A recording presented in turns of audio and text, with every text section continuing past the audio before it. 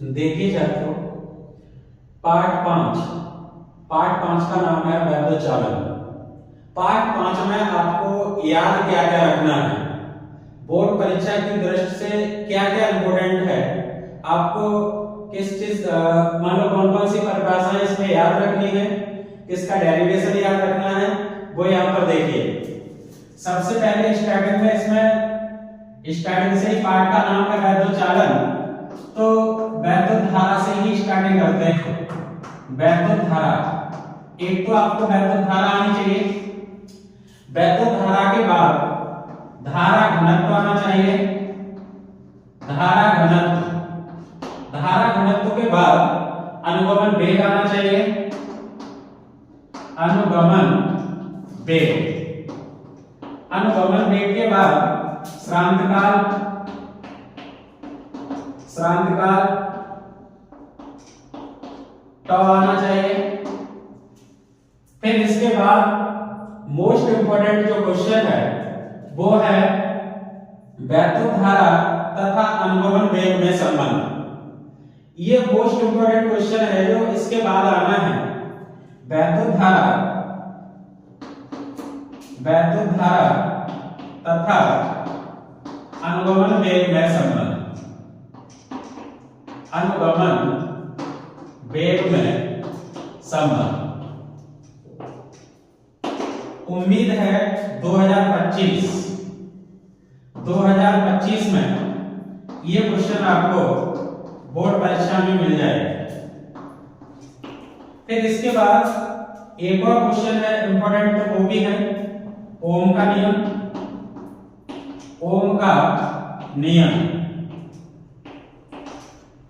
ओम के नियम का सत्यापन। ओम का नियम अनुगमन वेग के आधार पर, अनुगमन वेग के आधार पर। तो इस तरह से जो ये क्वेश्चन लिखे हुए हैं, इन क्वेश्चनों में से कोई ना कोई एक क्वेश्चन बोर्ड परीक्षा में 2025 में अवश्य मान लो मिल जाएगा। इसमें से सबसे ज्यादा इंपॉर्टेंट ओम का नियम, अनुगमन वेग के आधार पर ओम के नियम का सत्यापन। इसके बाद वैद्युत धारा तथा अनुगमन वेग में संबंध। छोटी छोटी एक नंबर में परिभाषाएं ये आपसे पूछी जा सकती है कि अनुगमन वेग क्या है, धारा घनत्व क्या है, वैद्युत धारा क्या है। तो ये परिभाषाएं भी आपको आनी चाहिए और बार बार आपको इनको रिपीट भी करना है, जिससे इन्हें परीक्षा के टाइम तक आपको याद भी बने रहे। तो सबसे पहले बात करेंगे इसमें वैद्युत धारा की। वैद्युत धारा का मतलब होता है कि किसी चालक में आवेश प्रवाह की दर को वैद्युत धारा कहते हैं। इसे I से प्रदर्शित करते हैं। I बराबर होता है Q/T। इसका मात्रक एम्पियर होता है, अथवा यहाँ I बराबर Q/IT से देखें तो क्या होगा, कूलम प्रति सेकंड होगा। तो यहाँ पर वैद्युत धारा की तो आप पहले से भी मान लो इसकी परिभाषा जानते होंगे। वैद्युत धारा के बारे में आप पहले से भी मान लो अवगत हैं। स्टार्टिंग करते हैं यहां से। ये धारा घनत्व। अच्छा बताइए, आप में से कौन बताएगा धारा घनत्व है क्या? अच्छा, किसी को नहीं पता। देखिए धारा घनत्व होता क्या है, पहले चित्र से देख लीजिए। हमने ये चालक बनाया, क्या है छात्रों, ये चालक। जब ये चालक है तो इस चालक में एक को ये बिंदु ले लिया। इस बिंदु के अगर हमने ये परितः कोई क्षेत्रफल ले लिया, जैसे एरिया कहने लगे, और इस क्षेत्रफल के अभिलंबवत गुजरने वाली ये वैद्युत धारा है, ये I है। अब बिल्कुल डेफिनेशन इसी के अकॉर्डिंग आप लिख दीजिए।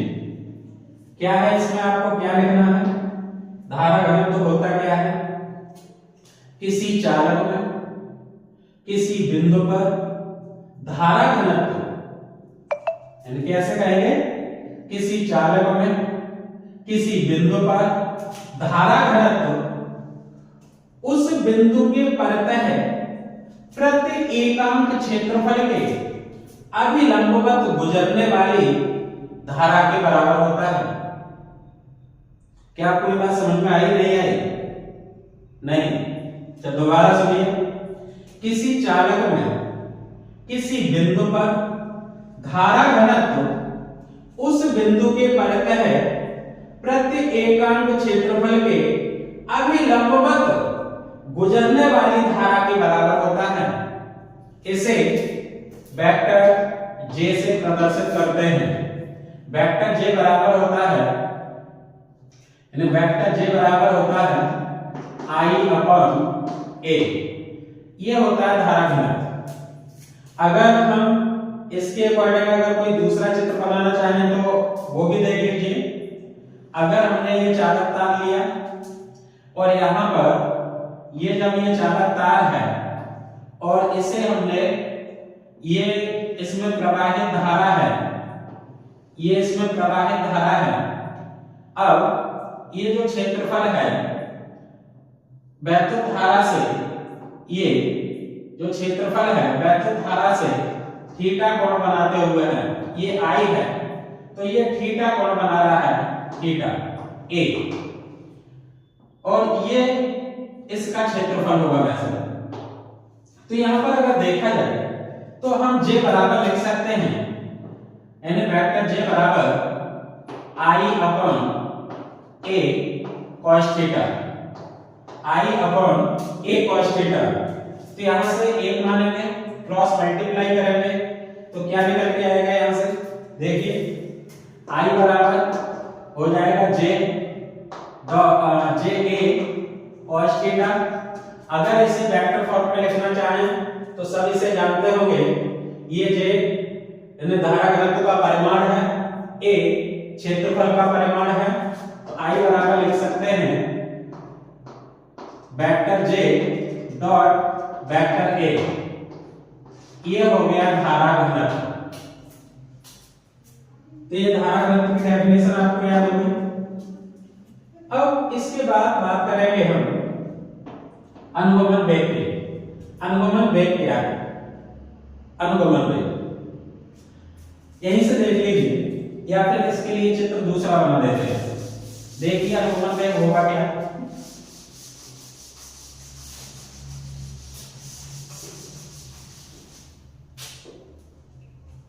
अनुगमन वेग ये कोई चालक है, चालक तार है, चालक तार। इसमें ये मुक्त इलेक्ट्रॉन है, ये मुक्त इलेक्ट्रॉन है, ये। अब ये वैद्युत क्षेत्र E है, वैद्युत क्षेत्र E है। तो अनुगमन वेग की डेफिनेशन भी यहीं से आप स्टार्टिंग कर सकते हैं। कैसे? किसी चालक में वैद्युत क्षेत्र के प्रभाव के कारण, किसी चालक में वैद्युत क्षेत्र के प्रभाव के कारण मुक्त इलेक्ट्रॉन जिस सूक्ष्म नियत वेग से एक दिशीय गति करते हैं, एक दिशा में गति करते हैं, तो इसे मुक्त इलेक्ट्रॉनों का अनुगमन वेग कहते हैं और इसे BD से प्रदर्शित करते हैं। किससे प्रदर्शित करेंगे? BD से। इसका जो मान होगा 10⁻⁴ मीटर प्रति सेकंड कोटिका होगा।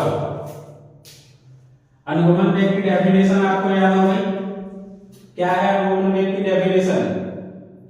किसी चालक में उपस्थित मुक्त इलेक्ट्रॉन वैद्युत क्षेत्र के प्रभाव के कारण जिस सूक्ष्म नियत वेग से एक दिशीय गति करते हैं उसे मुक्त इलेक्ट्रॉनों का अनुगमन वेग कहते हैं।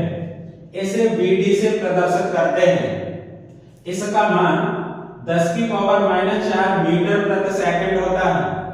इसकी वैल्यू कितनी होती है? 10⁻⁴ मीटर प्रति सेकंड। धारा घनत्व को पुनः सुन लीजिए। धारा घनत्व क्या था? किसी चालक में किसी बिंदु पर धारा घनत्व, यानी किसी चालक में किसी बिंदु पर धारा घनत्व उस बिंदु के परतः प्रति एकांक क्षेत्रफल के लंबवत गुजरने वाली धारा के बराबर होता है। इसे J से प्रदर्शित करते हैं। J बराबर लिखा था, याद हो तो, J बराबर I/A। वैद्युत धारा की परिभाषा आपको याद ही है पहले से ही। किसी चालक में वैद्युत आवेश के प्रवाह की दर को वैद्युत धारा कहते हैं। इसे I से प्रदर्शित करते हैं।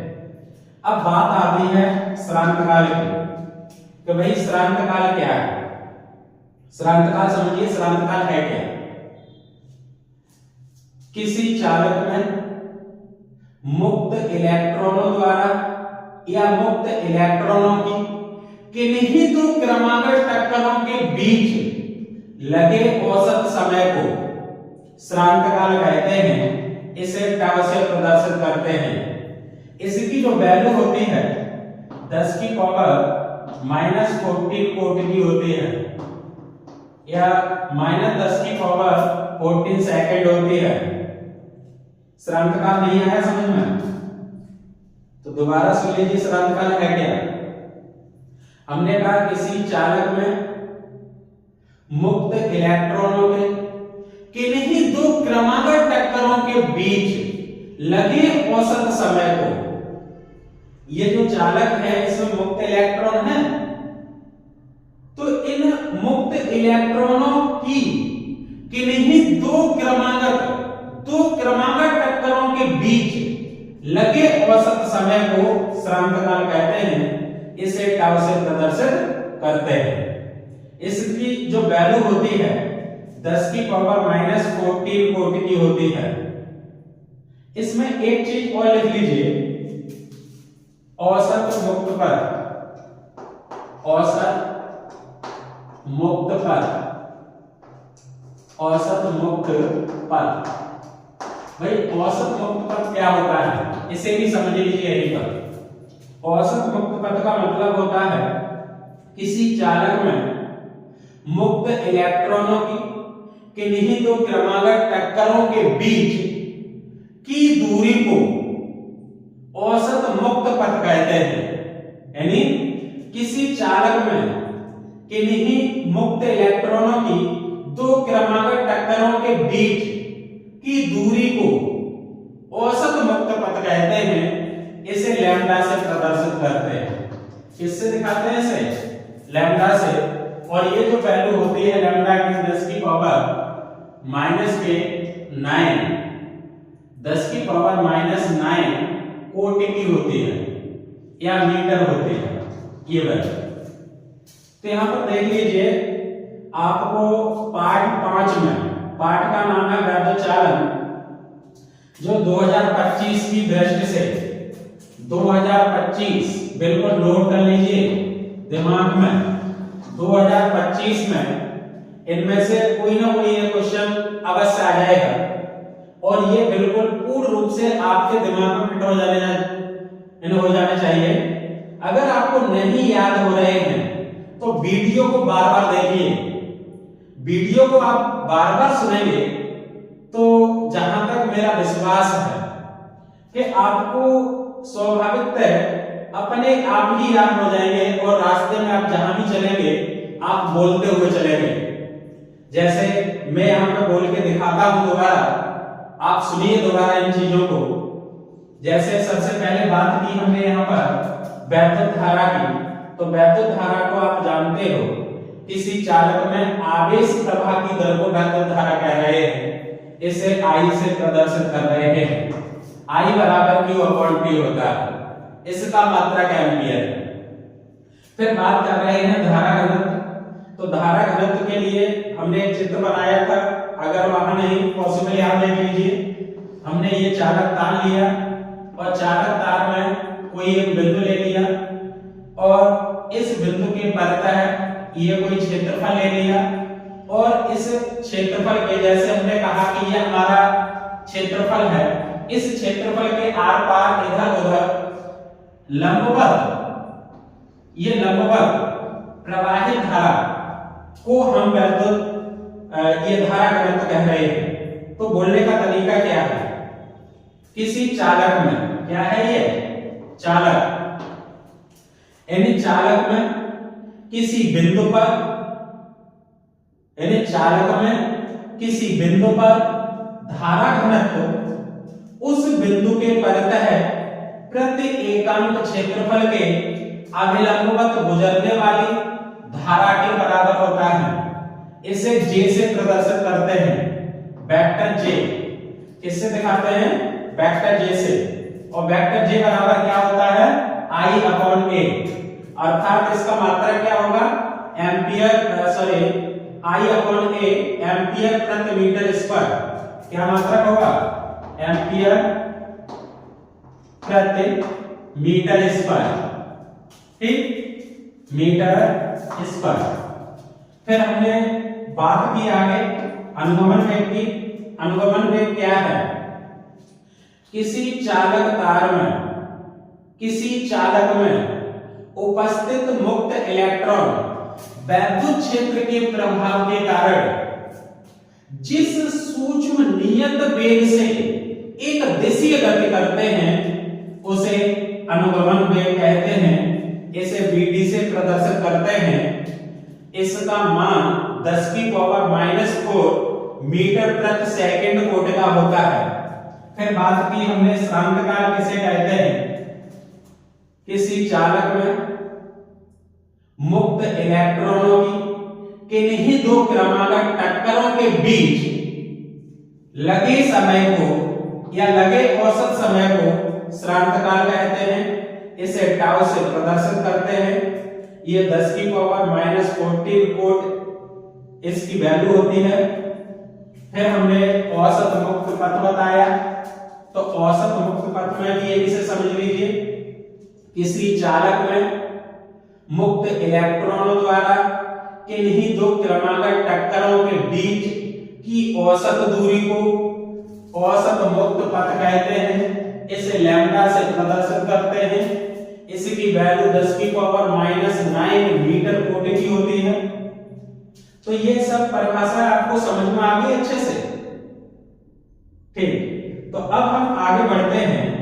जो आपका सबसे ज्यादा इंपॉर्टेंट क्वेश्चन था, वैद्युत धारा तथा अनुगमन वेग, इसे देखिए।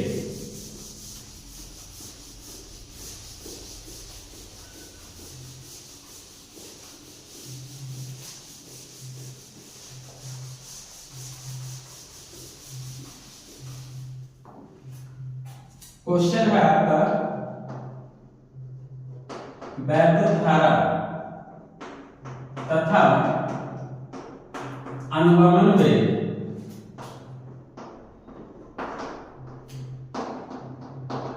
में संबंध,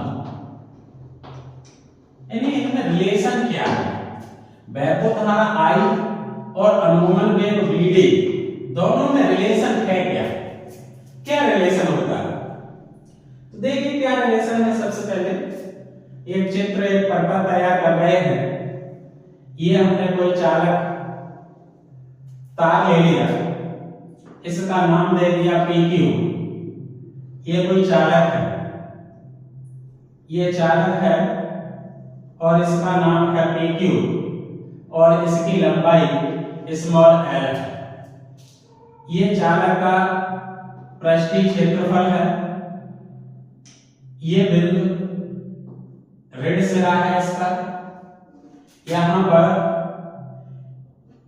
माइनस प्लस V वोल्ट की बैटरी से इसे जोड़ा गया है, कनेक्ट किया गया है। ये इसका धन विभव है। इसमें जो प्रवाहित धारा होगी धन विभव से, तो यहां पर इस तरह से धारा प्रवाहित होगी। वैद्युत क्षेत्र ये होगा। इसमें मुक्त इलेक्ट्रॉन ये है, ये मुक्त इलेक्ट्रॉन है, मुक्त इलेक्ट्रॉन, और ये मुक्त इलेक्ट्रॉन देख रहे हैं आप अनुगमन वेग vd से गति कर रहे हैं, अनुगमन वेग vd से। तो ये बिल्कुल परपथ आपको तैयार हो गया।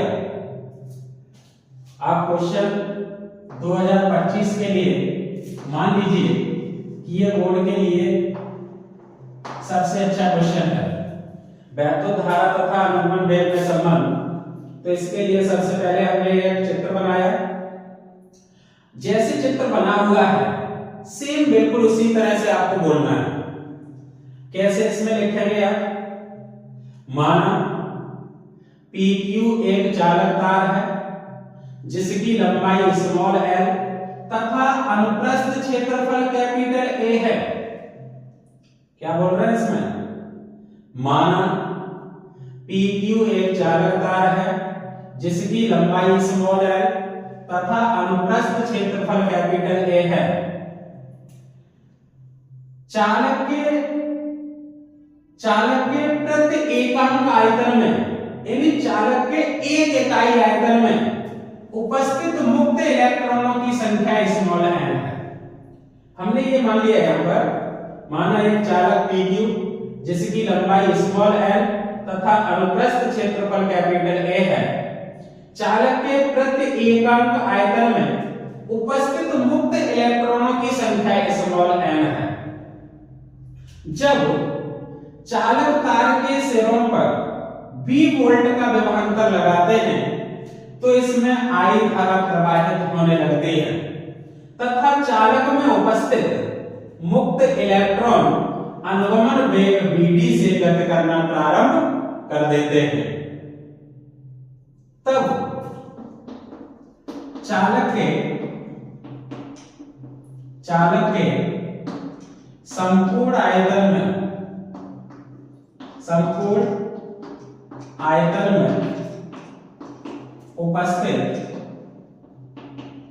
उपस्थित मुक्त इलेक्ट्रॉनों की संख्या,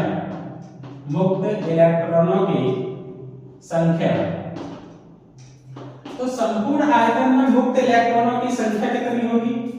कैपिटल M बराबर चालक के प्रति एकांक आयतन में उपस्थित मुक्त इलेक्ट्रॉनों की संख्या, अर्थात लिख सकते हैं चालक के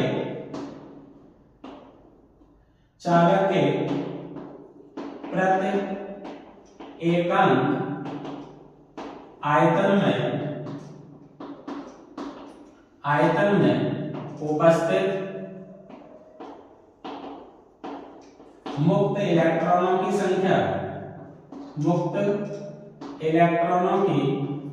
संख्या इनटू चालक का आयतन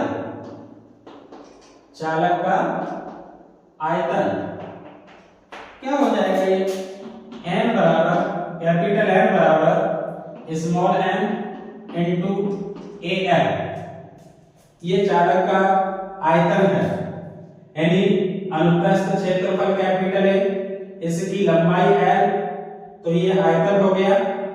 तो इस चालक के संपूर्ण आयतन में उपस्थित मुक्त इलेक्ट्रॉनों की संख्या इतनी होगी तथा चालक में आवेश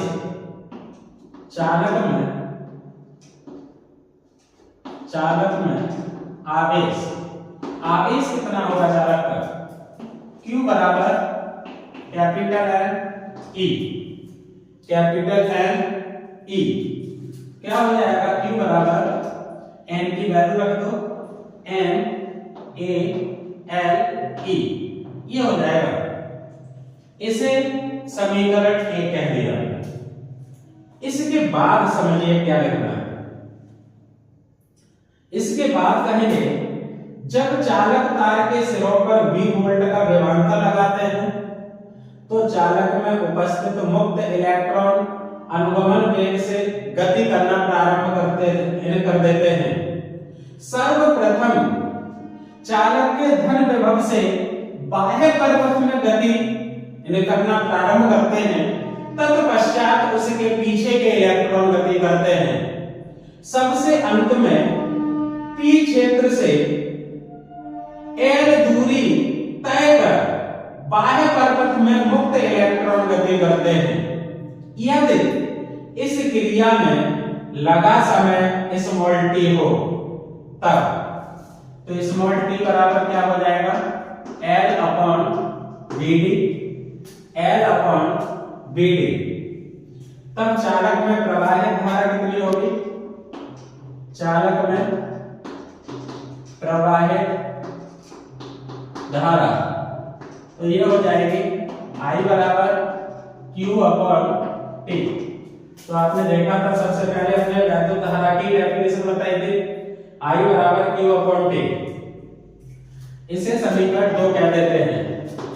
समीकरण 1 व 2 से, 1 और 2 से आपको क्या दिख रहा है, यहाँ समझ लीजिए बिल्कुल। 1 और मान लो 2 से क्या दिख रहा है, ये Q की वैल्यू है, इसे उठा करके यहाँ रख दीजिए, ये T की वैल्यू है, इसे उठा करके यहाँ रख दीजिए। I बराबर कितना आ जाएगा, ये आ जाएगा Q का मान NEAL, देखिए NEAL अपॉन यहाँ पर L अपॉन VD, तो VD ऊपर पहुंच गया, L से L कैंसिल, I बराबर क्या मिला आपको, NEAVD। देख लीजिए ये मिला, जो ये मिला है थोड़ा इसे मिटा दें, यहां पर देखिए इसे मिटाते हैं। यही जो है, यही क्या है, यही वैद्युत धारा, वैद्युत धारा तथा अनुगमन वेग के बीच संबंध है, अनुगमन वेग के बीच संबंध है। तो यहाँ आपने देखा वैद्युत धारा तथा अनुगमन वेग के बीच संबंध, यहां से अगर Vd का मान निकालें तो Vd बराबर क्या होगा, I अपॉन NEA, इतना भी कह सकते हैं, Vd बराबर I अपॉन NEA। तो पुनः सुन लीजिए दोबारा है क्या, अगर न समझ में आया हो तो हेडिंग डालेंगे। सबसे पहले वैद्युत धारा तथा अनुगमन वेग के बीच संबंध, चित्र बनाएंगे। तो चित्र आपको दिख भी रहा होगा बिल्कुल, चित्र में क्या है, ये चालक तार PQ है। तो सबसे पहले यहीं से बोलना शुरू करें। माना एक चालक तार PQ जिसकी लंबाई स्मॉल l तथा अनुप्रस्थ क्षेत्रफल कैपिटल A है, चालक के प्रति एकांक आयतन में उपस्थित मुक्त इलेक्ट्रॉनों की संख्या स्मॉल n है। यदि चालक के सिरों पर V वोल्ट का विभवांतर लगाते हैं तो इसमें I धारा प्रवाहित होने लगती है तथा चालक में उपस्थित मुक्त इलेक्ट्रॉन अनुगमन वेग Vd से गति करना प्रारंभ कर देते हैं। तब चालक के संपूर्ण आयतन में उपस्थित मुक्त इलेक्ट्रॉनों की संख्या कैपिटल N बराबर चालक के प्रति एकांक आयतन में उपस्थित मुक्त इलेक्ट्रॉनों की संख्या स्मॉल n इनटू चालक का आयतन Al।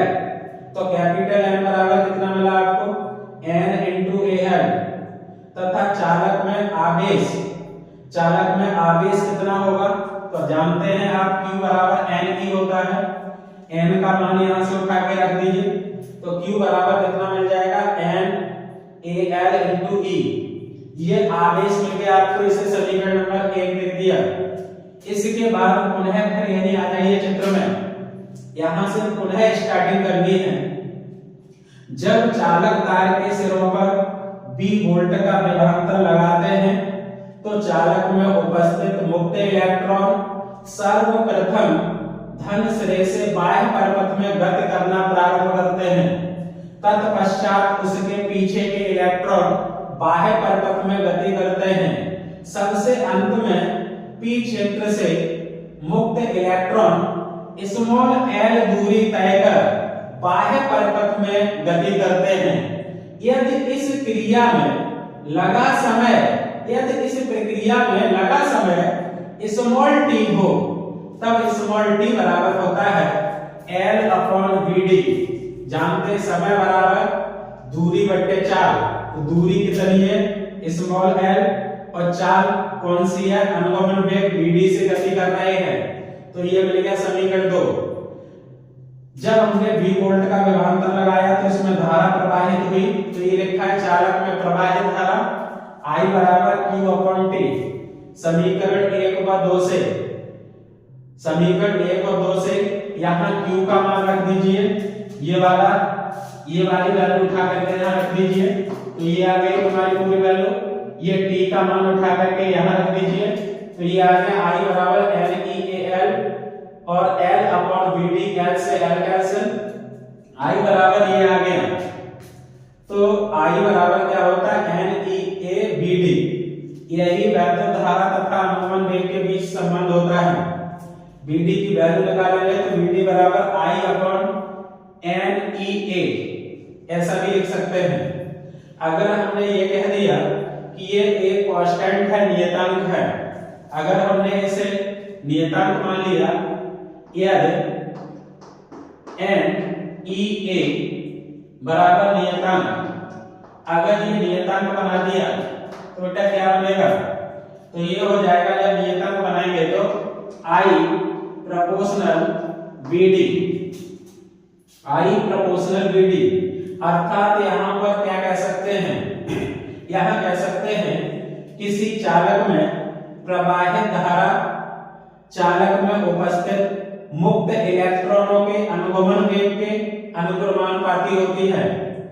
क्या कहेंगे, किसी चालक में प्रवाहित धारा चालक में उपस्थित मुक्त इलेक्ट्रॉनों के अनुगमन वेग के अनुक्रमानुपाती होती है।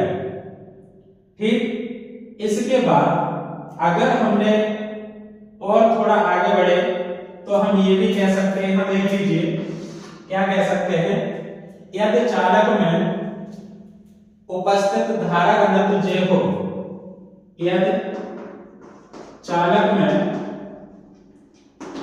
उपस्थित धारा घनत्व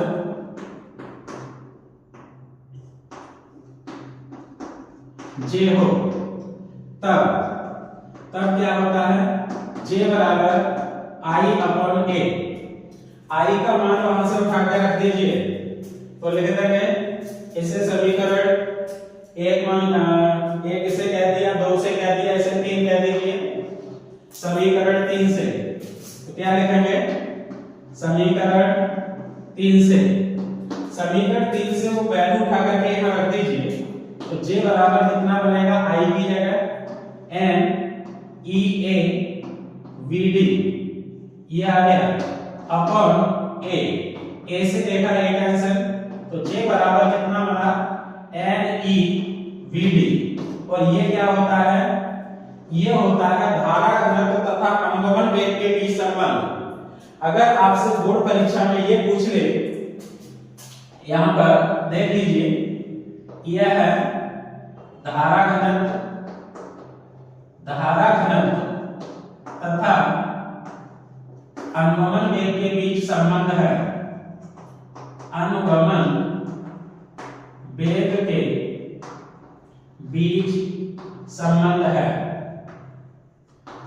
ठीक, अगर यहां से BD की वैल्यू निकालें तो BD बराबर क्या मिलेगा, J/NE ये मिल जाएगा। तो यहां से आपको कितने क्वेश्चन मिल गए, 2। एक पहला क्वेश्चन ये बन गया वैद्युत धारा तथा अनुगमन वेग में संबंध। दूसरा क्वेश्चन ये मिल गया वैद्युत धारा घनत्व तथा अनुगमन वेग के बीच संबंध।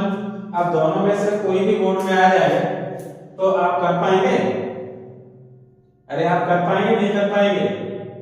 अगर किसी को इसके बाद भी कोई अगर समस्या आती है तो वीडियो के अंत में वीडियो पूरा देखने के बाद कमेंट में अवश्य लिखें, तो मैं इसे और अच्छे से समझाने की कोशिश करूंगा जिससे कि आपके समझ में बिल्कुल आ जाए। कहीं पर आपको ऐसा न लगे कि ये हमें याद करना है, बिल्कुल आप चित्र के अकॉर्डिंग ही लिख दें। अब इसके बाद जो अगला क्वेश्चन है, अगला क्वेश्चन है ओम का नियम। ओम का नियम, अनुगमन वेग के आधार पर ओम के नियम का सत्यापन, ये भी 2025 के लिए इंपॉर्टेंट है, लेकिन उसे हम अगली वीडियो में पार्ट 2 में मान लेकर के आएंगे। अगर ये पार्ट 1 आपको अच्छा लगा हो, अगर कुछ आपके दिमाग में टच हुआ हो, ऐसा लगा हो कि हाँ मुझे कुछ समझ में आया, तो वीडियो को लाइक अवश्य कर देना। Thank you.